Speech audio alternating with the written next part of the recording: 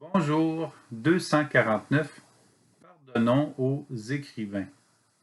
Nous disons que pour pardonner, nous devons aller au-delà du don, par-dessus le don.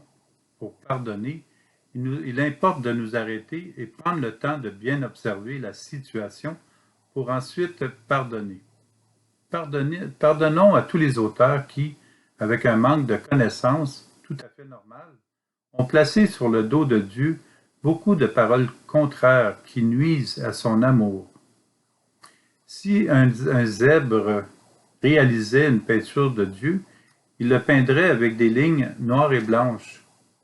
Nous peignons trop souvent Dieu comme nous pensons qu'il est et non pas comme il est.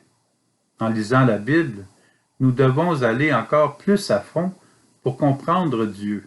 Les humains ont donné une représentation de Dieu qui, des fois, est vengeresse, inhumaine, voire un tyran. Imaginons une belle pièce de théâtre avec l'expression de personnes que cela suppose. Voici ce qui est placé par Jérémie dans la bouche de Dieu pour la ville de Sion. Oui, comme un ennemi, je t'ai blessé. Sévère correction.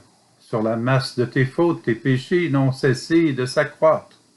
Qu'as-tu à crier à cause de ta blessure? Ta peine est incurable. Sur la masse de tes fautes, tes péchés n'ont cessé de s'accroître. C'est pourquoi je t'ai infligé cela. Jérémie chapitre 20, versets 14 à 15. Alors, lorsqu'un écrivain reçoit l'inspiration de Dieu, l'inspiration, elle est à 100%. Mais quand l'écrivain l'écrit, ça passe à travers la personne que cet écrivain est, et à travers ses fautes, son éloignement de Dieu, de son incompréhension de qui est Dieu réellement. Alors, quand il met dans la bouche de Dieu, c'est pourquoi je t'ai infligé cette blessure, ben, Dieu ne peut pas faire de mal à personne. Alors, c'était une manière de comprendre bien avant l'arrivée de Jésus-Christ. C'est comme si Dieu blesserait une personne par une sévère correction si elle ne l'écoute pas.